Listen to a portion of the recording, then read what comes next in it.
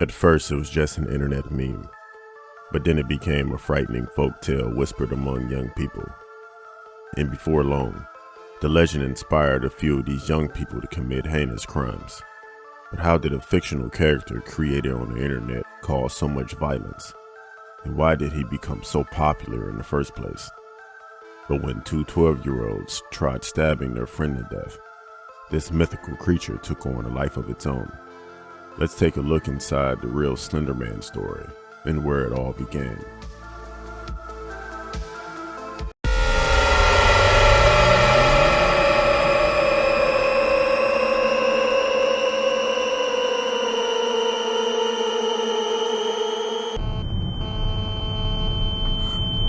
What? Sally, cut the camera! Sally!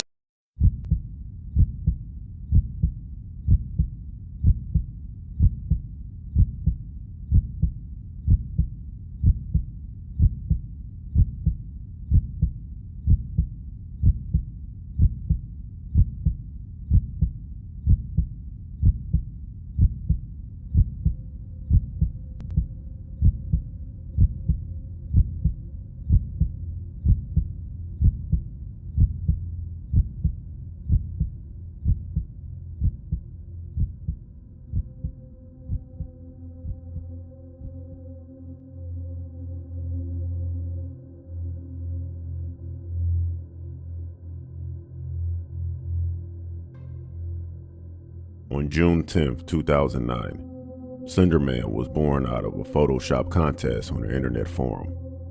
The challenge, which was posted on the comedy website Something Awful, encouraged people to take regular photographs and make them look scary by adding realistic ghosts, ghouls, or monsters. Eric Knudsen, who went by the username Victor Surge, responded to the call by creating Slenderman, a ghostly figure with a featureless face. This character was creepy enough to make the photos go viral. He said it was pretty spontaneous. He said that he saw some of the pictures in the thread and just decided to make something that he thought was creepy himself. Inspired by the surreal imaginings of H.P. Lovecraft, Stephen King, and William S. Burroughs, and a host of folklore creatures, Knudsen took some old black and white pictures of children playing and inserted a tall, thin, grainy figure in the background. In one image, he added tentacles to the figure's back. One of the photos also featured a cryptic caption that added to its creepy allure. It read, "We didn't want to go. We didn't want to kill them." But its persistent silence and outstretched arms horrified and comforted us at the same time. 1983. Photographer unknown, presumed dead. Knudsen never could have imagined how many people would be inspired by his character, or that some would take the enthusiasm too far.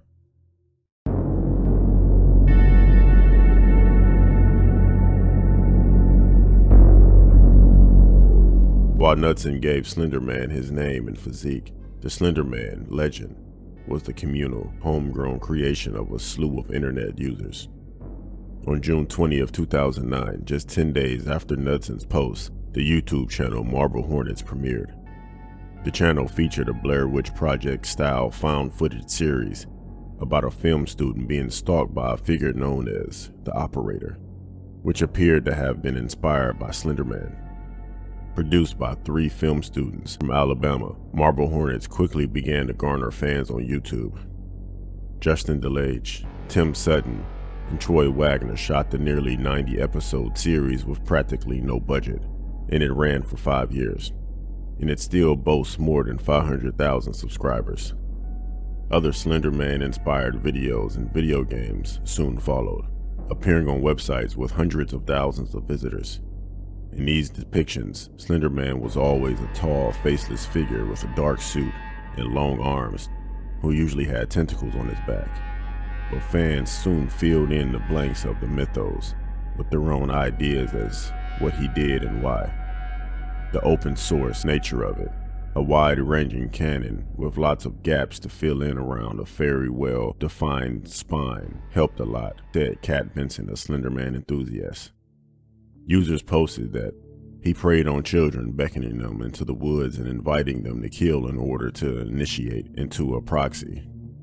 His modes and motives were always left ambiguous, but in many ways, it was scarier not knowing any of the specific details about his backstory. Before you had angels and succubi, and then ghosts and spirits, today we have shadow people and interdimensional beings, said Knudsen.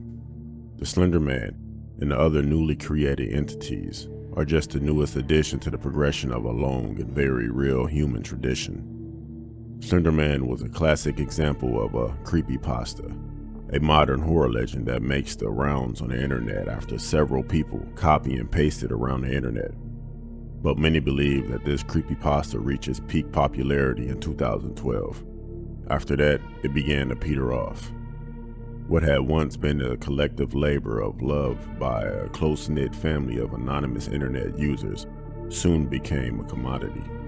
In 2013, the first-person horror video game Slender: The Arrival premiered as a commercial successor to the free-to-play indie game Slender: The 8 Pages. The story of Slenderman was now for sale, tarnishing its homegrown appeal and disappointing many of its earlier fans. But this disappointment was nothing compared to the real-life panic that ensued after a 2014 crime, which was inspired by Slenderman.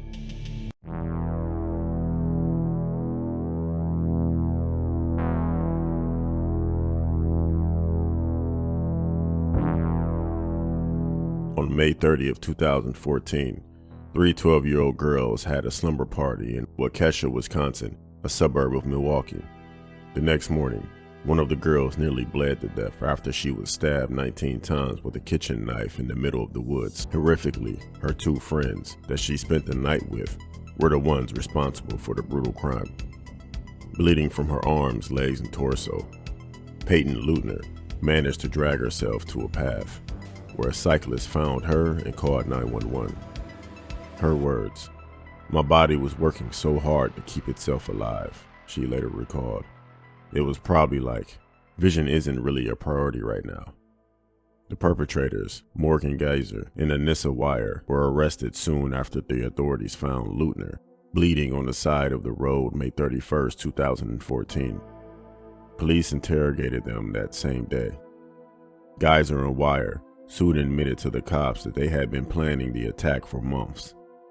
They also revealed their disturbing motive: to please the Slenderman. Geyser also said that Leutner was her best friend since 4th grade. As it turned out, the three girls had just gone roller skating the night before Geyser's birthday.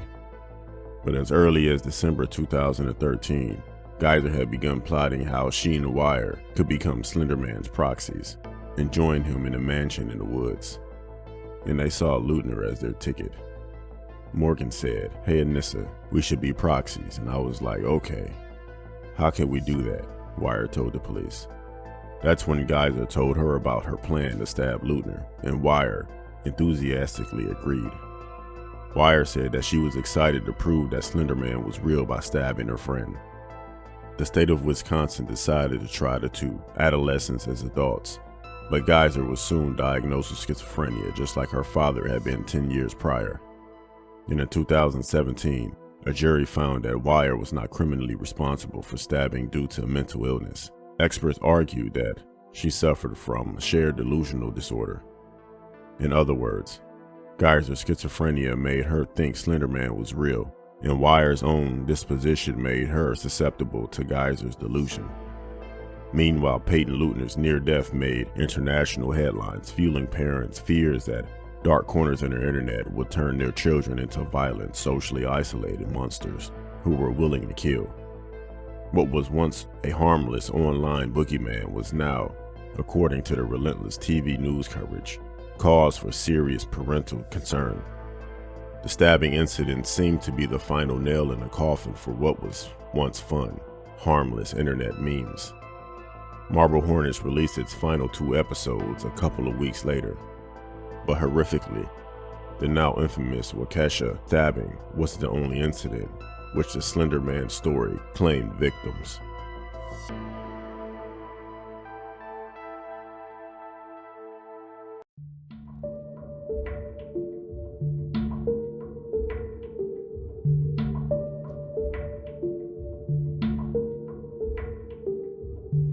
On June 5, 2014, a woman in Hamilton County, Ohio, called the police after coming home from work and being attacked with a knife.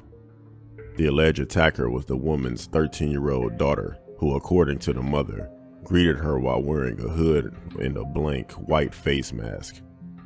The daughter was said to have had a history of mental illness and an obsession with Slenderman. The mother was later treated for the wounds to her face, neck, and back.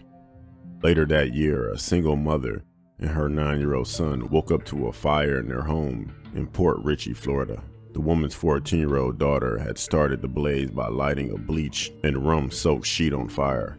The girl later admitted that she had been reading a lot about the Slenderman legend and eventually expressed remorse by setting the blaze. She even texted her mother to ask if everybody was okay. But despite these horrific attacks, it should be noted that most Slenderman fans simply wanted to enjoy a spooky legend without any violence. Still, some insist that eerie tales like these deserve a second look. After the infamous stabbing of Peyton Leutner, Waukesha Police Chief Russell Jack said that the attack should be a wake-up call for all parents. The internet is full of dark and wicked things. But for every frightened parent, there's an internet user who just wants to have fun with Photoshop. We just want to enjoy a good horror story, said one moderator of the Slenderman wiki. We just want to be left alone. Ultimately, it would seem that humans, having long ago conquered most of their survival challenges, are simply amazed by terror. Much like Eric Knudsen said, Slenderman is not so different from classic horror stories like Frankenstein. It's yet another entry in a long line of spooks that creative people have conjured up to scratch that universal itch for fear.